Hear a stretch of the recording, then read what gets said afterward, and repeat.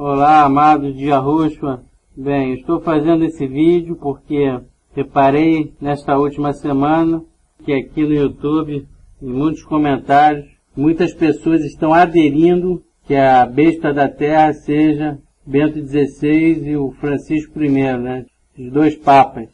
E estou preocupado porque isso pode ser, talvez não seja tão grave, mas é um erro que pode complicar a vida na hora que as trombetas estiverem tocando, né?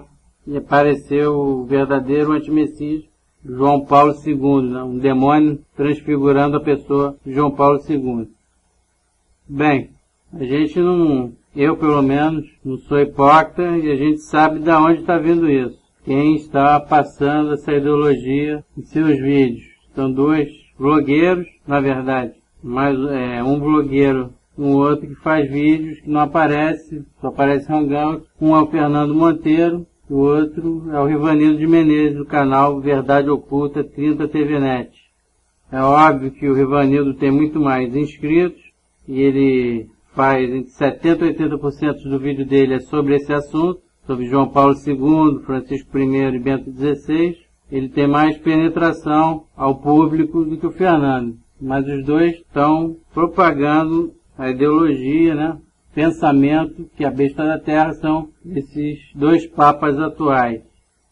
Quero falar que de maneira nenhuma o que eu vou falar e demonstrar é porque eu sou melhor do que eles, sou o sabichão, sou o dono da verdade, sou o bambambam, nada disso. Apenas quero te passar uma visão alternativa e mais propensa a estar correta do que essa.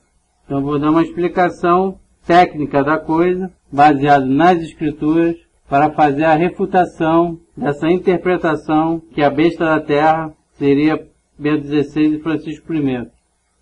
A minha motivação do vídeo não é denegrir de maneira nenhuma a imagem de nenhum dos dois, nem de quem pense assim, e sim, estou fazendo esse vídeo pela minha consciência que me diz que eu tenho que fazer. Então assim será feito. Bem, então eu tenho 3 argumentos para refutar essa interpretação. Que a besta da terra não são esses dois papas, até porque nós sabemos que esse argentino, Francisco I, não está de forma legítima no cargo de papa. Só reiterando que isso aqui é uma explicação técnica e escritural. Não tem achismos, tá ok? Eu não analiso profecia levado pela emoção. Um dos motivos que eu botei o nome do meu canal ser esse, tentando ser o mais racional possível, sem fazer grandes loucuras com as profecias bíblicas. Depois de eu falar aqui os 3 argumentos, e se você tiver bom senso e um mínimo de raciocínio lógico, tenho certeza que você vai concordar com a minha análise. Então, vamos lá, sem mais delongas, vamos fazer essa análise.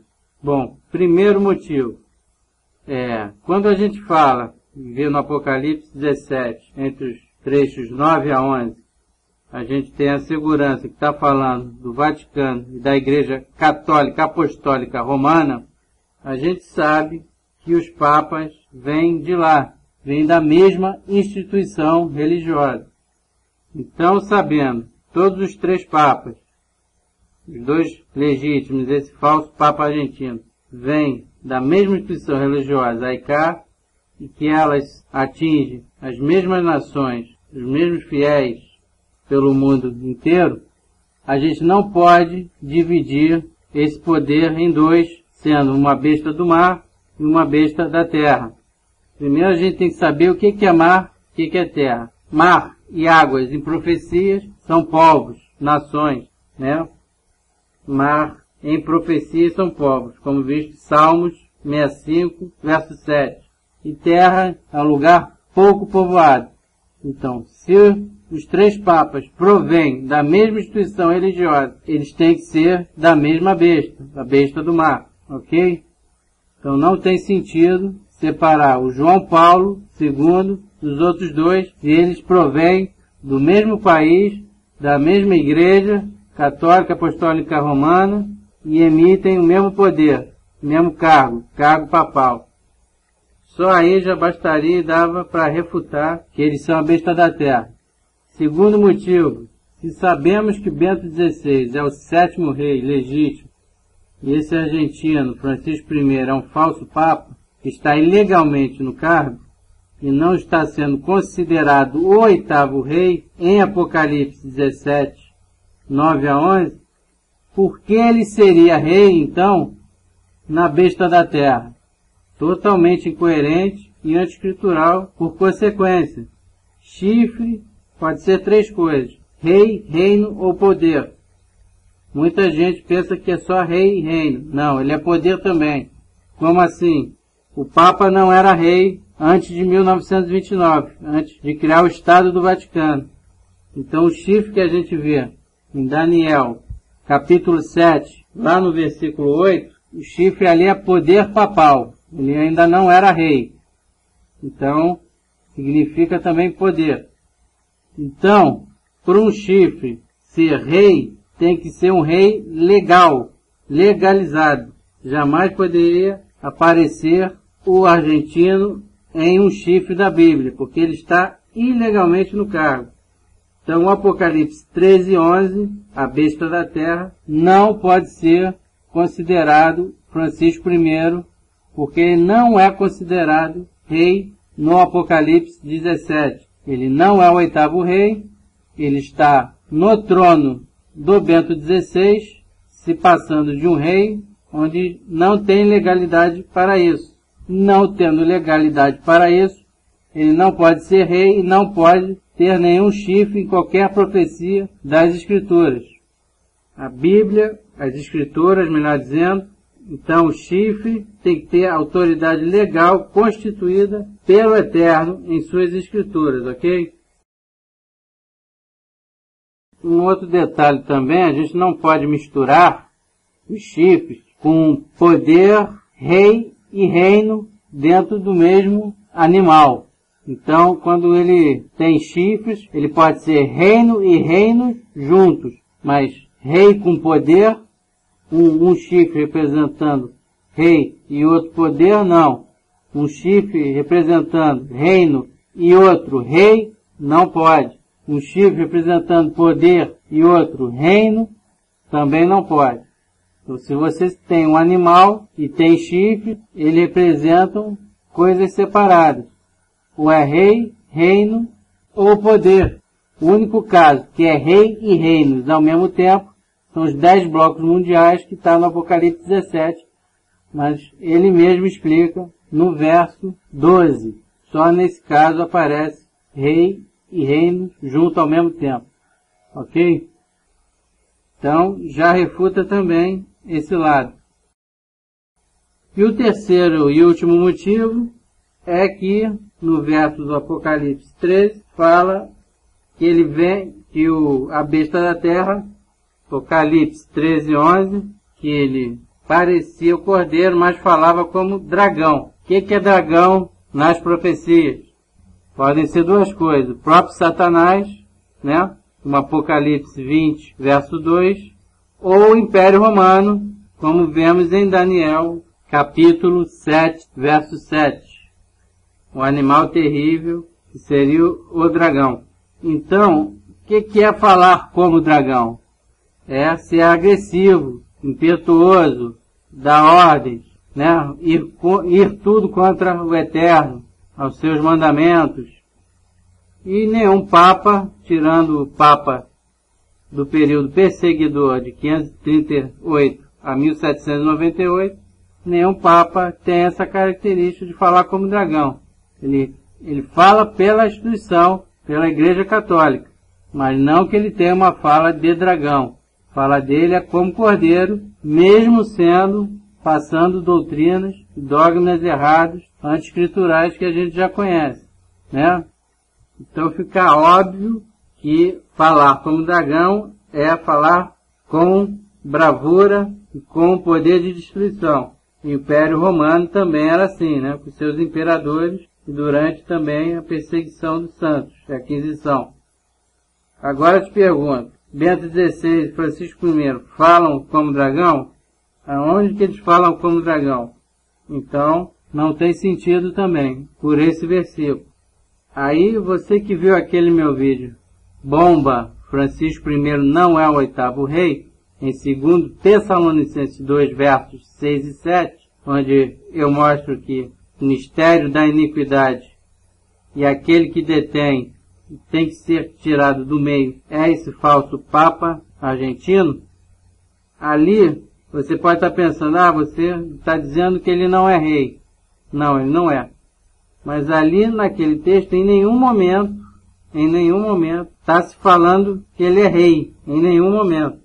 Pelo contrário, a frase que é até que do meio seja tirado, dá sentido total de ilegalidade. Ele é um intruso, que entrou no meio do 7º e do 8º. Então, Francisco I entrou no meio, interrompendo uma sequência natural de sucessão papal. Por isso que no verso está mistério da iniquidade. Ou seja, uma coisa ilegal, enganosa, e não tem nada a ver com o que as igrejas pregam, de Espírito Santo, que é o eterno, nada a ver. Essas bobagens delegadas nas denominações religiosas. Então, para mim, esse trecho de Tessalonicenses 2, capítulo 2, é aquele famoso um pingo é letra. Tá? Tanto que no verso 8 diz que depois surgiria o iníquo, filho da perdição. Em Bíblias antigas está escrito que então será de fato revelado o iníquo, que a gente sabe que é o João Paulo II vindo para assumir a cadeira de 8º rei. Então, quem é a besta da terra? Bem, pelo meu entendimento, e de alguns outros irmãos aqui, que eu concordo também, é os Estados Unidos. Surgiu em 1776, depois da primeira besta. A primeira besta é o poder papal de 1260 anos, proveniente do Império Romano, e depois surge os Estados Unidos dando total respaldo ao papado e à constituição do seu poder no mundo, tanto que virou nação em 1929. O que são os chifres dos Estados Unidos? É o Estado separado da religião, é o Estado laico, o famoso Estado laico que é tanto discutido hoje em dia. O Estado não se mete na crença religiosa de sua população. Então, um chifre é o Estado, o outro chifre é a religião. Lá eles iniciaram desde a sua fundação com a religião protestante. Tanto que ele observa isso, que ele vai ser quebrado, essa união de Estado e religião, fundindo os dois em um só chifre, mas só que não só nos Estados Unidos, como no mundo todo. Os Estados Unidos é que vão obrigar o mundo todo a adorar o João Paulo II. Por que isso? Que eles vão tramar para que o João Paulo II caia na área dos Estados Unidos. Com isso, adquirir esse poder, entre aspas, de querer mandar o mundo todo adorar ele. Essa é a estratégia do inimigo. Então, a partir de Apocalipse 13, verso 13, começa a falar de João Paulo II. Quando o tema é primeira besta, está falando do cargo papal. Quando fala da besta sozinha, está falando de João Paulo II.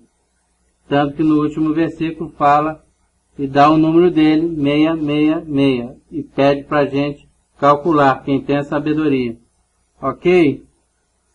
Então esse vídeo foi para explicar tecnicamente por que a besta da terra não pode ser Bento XVI e Francisco I. Não é nada contra nossos irmãos Fernando nem Rivanildo. Agora, analise o que foi dito, raciocine e tire sua conclusão, ok? Então, concluindo é o seguinte, você que permanecer na visão que a besta da terra são esses dois papas, guarde então na manga essa minha interpretação e também não feche nenhuma outra interpretação. Há uma terceira interpretação também, ok? Mais uma vez, repito que não tenho nada contra as pessoas em questão. Só mesmo estou querendo ajudar a te dar uma outra visão da profecia do Apocalipse 13. Tenho absoluta certeza que são dois irmãos que são do Eterno, são gente de qualidade e fazem um bom trabalho, mas que não são infalíveis como ninguém é, como eu não sou, nem outros irmãos aqui da internet são. Então, mais uma vez, muito obrigado. Que a Yahushua nos ajude aí nesses tempos finais que estão chegando muito perto. Fique na paz de Yahushua e de Yahweh. Muito obrigado.